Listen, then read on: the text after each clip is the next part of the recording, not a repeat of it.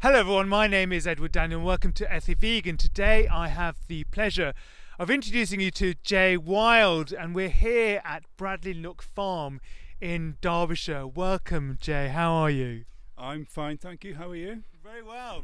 We've just had this epic journey travelling all the way from London to Derbyshire, and we're in the middle of the countryside, and it's autumnal weather outside, and it's quite nice, isn't it? It's okay if you like wet weather, I suppose. Yes. But you must be used to it. Yes, especially this summer. It's been quite a crap summer for haymaking, actually. Yeah.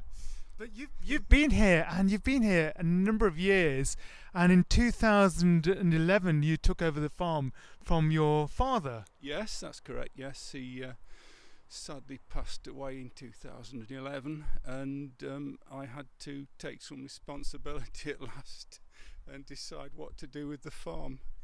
And it was actually a cattle farm that you have, isn't it? Yes, it's been an organic beef farm for about 15 years. Previously it was a dairy farm, and we used to tie up the cows in the old-fashioned cow sheds here.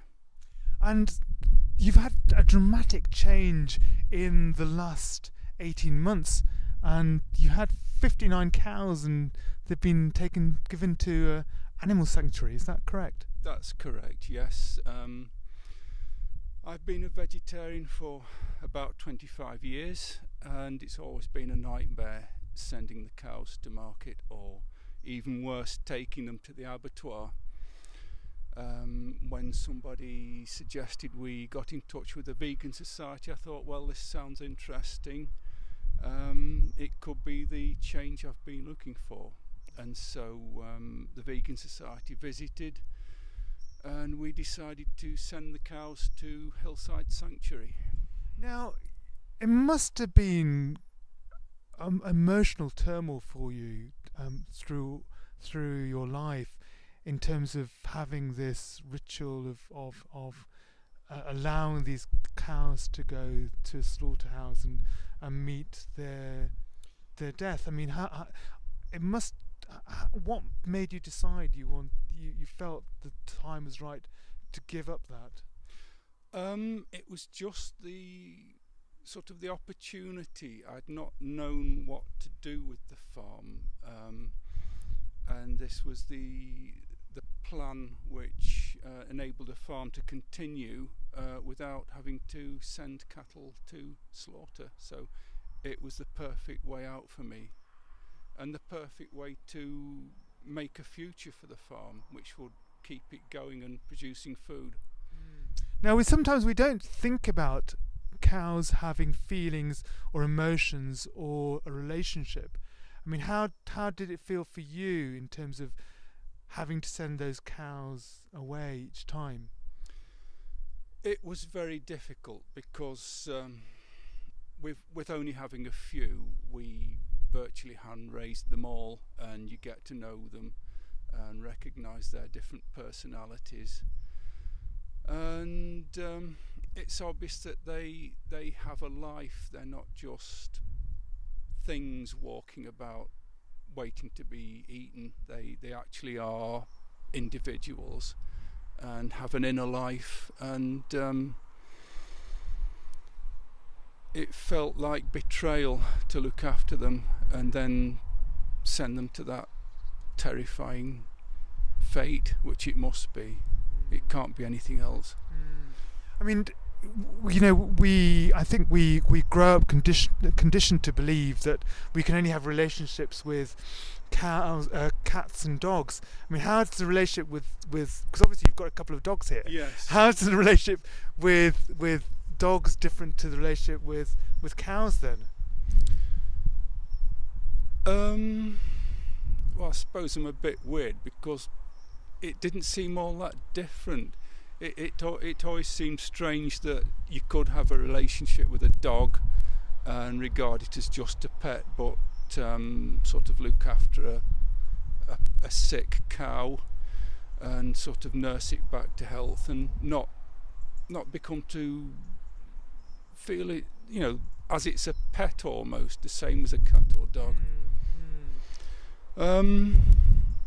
Yes, it's difficult. I couldn't do that trick of designating one animal as a pet and another animal as something you just eat. Yeah. Yes.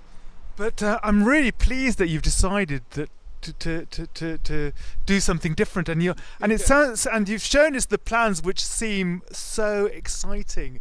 You're going to do some conversions with these outhouses, aren't you? So yes, hopefully, yes. It's we've spent a lot of money repairing the roofs to keep them in good condition, and now we've got to make them pay us back somehow.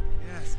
And you've actually got swallows that habitat during the summer months to mate as well, don't you? Oh yes.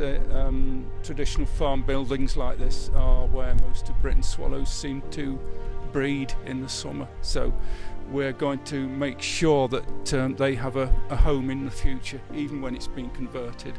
Well, it sounds absolutely amazing, and it's actually started to rain just now, so we're getting saturated here. Yes. But so, I mean, I'm really pleased that you've decided to do this. And how do you feel? What does it make you feel?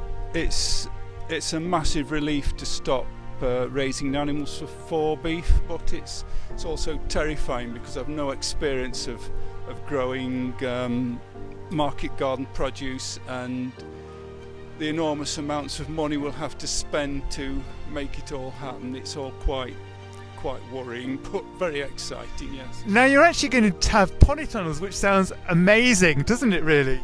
Well, we'll have to have them because we're at quite a high altitude here and quite far north, I suppose, and we need the polytunnels to start the crops in the spring, and also so we can have sort of lettuces and things through the winter, so we can keep a continuity of supply. We don't want to buy stuff from outside if we can avoid it.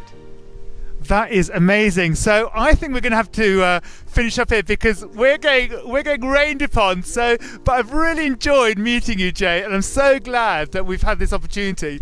So I hope to see you as soon when your farm has developed even further. Thank you very much. Thank you. Thank you so much. Thank you. So it's bye from me, and it's bye from Jay. Bye. Bye. Bye. That's it.